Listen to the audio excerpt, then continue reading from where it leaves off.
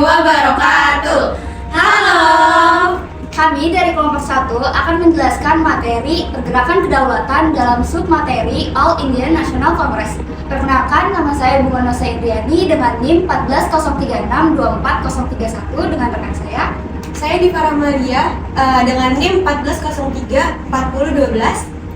Saya Rasya Lesir dengan NIM 1403624025. Saya Nurul Gita Samfitri dengan NIM 140324094. Saya Aina Nur Aziza dengan NIM 1403624013. Selamat menyaksikan teman-teman semua.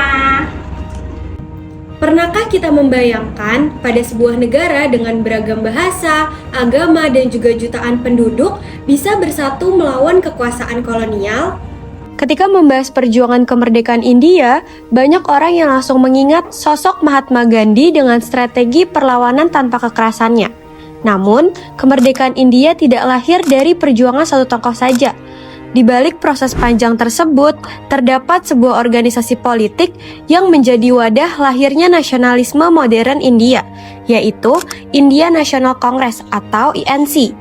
Organisasi ini memainkan peran penting dalam menyatukan berbagai kelompok masyarakat India untuk memperjuangkan hak-hak politik hingga akhirnya mencapai kemerdekaan pada tahun 1947.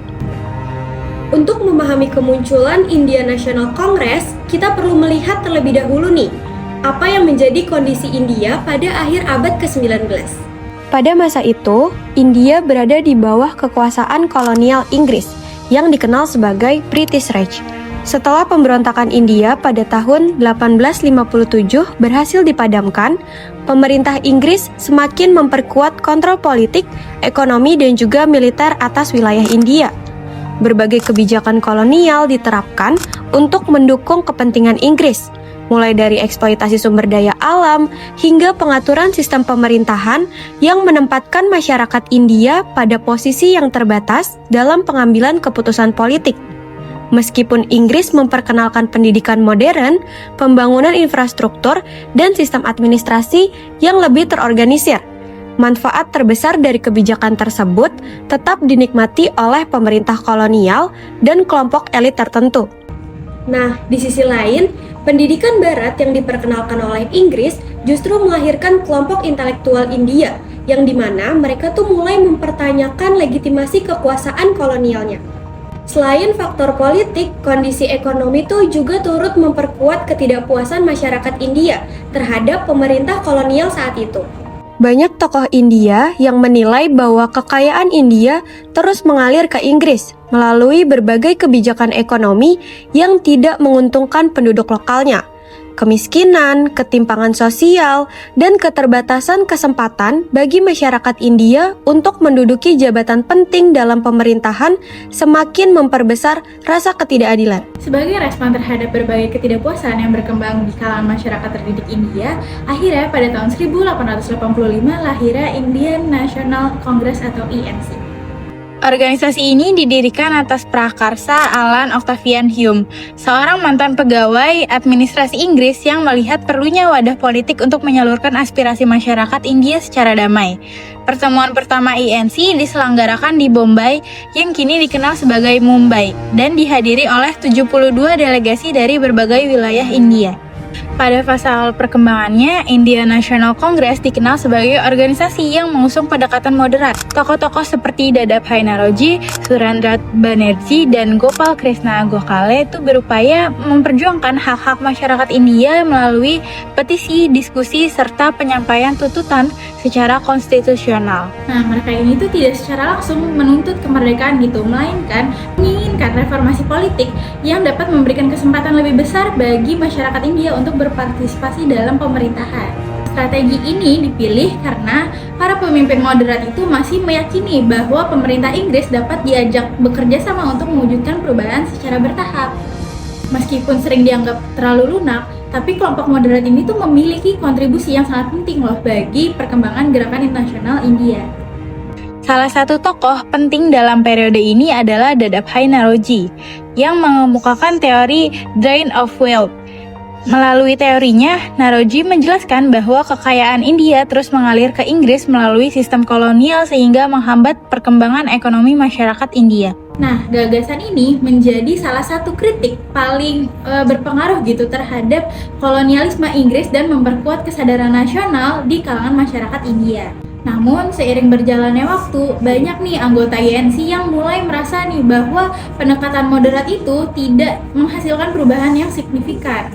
Pemerintah kolonial Inggris tetap mempertahankan dominasi politiknya dan hanya memberikan reformasi gitu yang sangat terbatas. Kekecewaan terhadap lambatnya hasil perjuangan ini memunculkan generasi baru nasionalis yang menginginkan tindakan yang lebih tegas dan konfrontatif terhadap Inggris. Perbedaan pandangan mengenai strategi perjuangan inilah yang kemudian menjadi awal munculnya kelompok nasionalis radikal dalam tubuh Indian National Congress yang akan membawa organisasi ini memasuki fase baru dalam sejarah perjuangan kemerdekaan India. Memasuki awal abad ke-20, ketidakpuasan terhadap strategi moderat semakin berkembang di dalam Indian National Congress. Banyak kalangan nasionalis menilai bahwa pendekatan berupa petisi, dialog, dan permohonan reformasi kepada pemerintah Inggris tidak mampu membawa perubahan yang berarti bagi masyarakat India. Kondisi ini mendorong munculnya kelompok nasionalis yang menginginkan perjuangan yang lebih tegas dan berani dalam menghadapi kolonialisme Inggris. Kelompok nasionalis yang sering disebut sebagai kaum ekstremis atau radikal ini dipimpin oleh tokoh-tokoh seperti Bal Gangadhar Tilak, Bipin Chandrapal, dan Lala Lajpat Rai. Ketiga tokoh tersebut dikenal sebagai Lal Balpal dan menjadi simbol munculnya nasionalisme yang lebih militan di India. Berbeda dengan kelompok moderat, mereka menekankan pentingnya Swaraj atau pemerintahan sendiri sebagai tujuan utama perjuangan. Untuk pertama kalinya, nasionalisme India mulai bergerak keluar dari ruang pertemuan elit dan menjangkau lapisan masyarakat yang lebih luas. Indian National Congress tidak lagi sekedar menjadi organisasi yang menyampaikan aspirasi politik gitu secara terbatas, tetapi mulai berkembang menjadi arena perdebatan mengenai arah perjuangan kemerdekaan.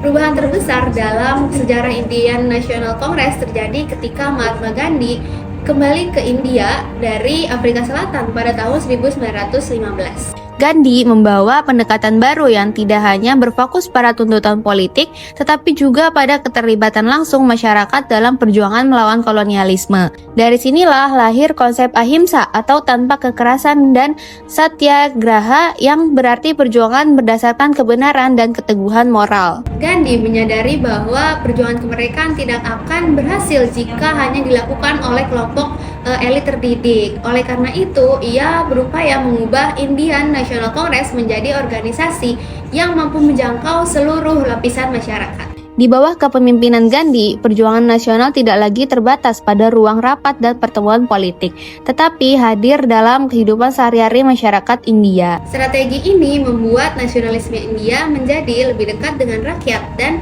memperoleh dukungan yang jauh lebih luas dibandingkan yang sebelumnya. Transformasi tersebut terlihat jelas dalam berbagai gerakan besar yang dipimpin oleh Gandhi melalui Indian National Congress. Salah satunya adalah Non-Cooperation Movement yang dimulai pada tahun 1920. Dalam gerakan ini, masyarakat India diajak untuk tidak bekerja sama dengan pemerintah kolonial, termasuk dengan memboikot sekolah, lembaga pemerintahan, pengadilan, dan berbagai produk Inggris. Perjuangan kemudian berlanjut melalui Civil Disobedience Movement yang ditandai oleh Salt March atau Aksi Garam pada tahun 1930. Di bawah kepemimpinan Gandhi, Indian National Congress mengalami perubahan yang sangat mendasar. Jika sebelumnya organisasi ini hanya menjadi wadah politik bagi kalangan elit, kini INC telah berkembang menjadi gerakan nasional yang mampu menyatukan berbagai kelompok masyarakat India dalam satu tujuan bersama, yaitu kemerdekaan. Memasuki dekade 1940-an, perjuangan kemerdekaan di India ini mencapai fase yang semakin menentukan. Situasi mulai berubah ketika Perang Dunia II memberikan tekanan besar terhadap Inggris, baik dari segi ekonomi maupun politik. Dalam kondisi tersebut, Indian National Congress ini melihat peluang gitu untuk meningkatkan tuntutan kemerdekaannya. Pada tahun 1942, INC meluncurkan Quit India Movement atau Gerakan Tinggalkan India, sebuah kampanye besar yang menuntut Inggris segera mengakhiri kekuasaan kolonialnya. Di sisi lain, muncul persoalan baru berupa meningkatnya ketegangan antara komunitas Hindu dan Muslim yang memiliki pandangan berbeda mengenai masa depan India. Perdebatan tersebut akhirnya mengarah kepada keputusan untuk membagi wilayah koloni menjadi dua negara, yaitu India dan Pakistan. Pada tanggal 15 Agustus 1947, India secara resmi memperoleh kemerdekaannya setelah hampir 2 abad berada di bawah kekuasaan Inggris.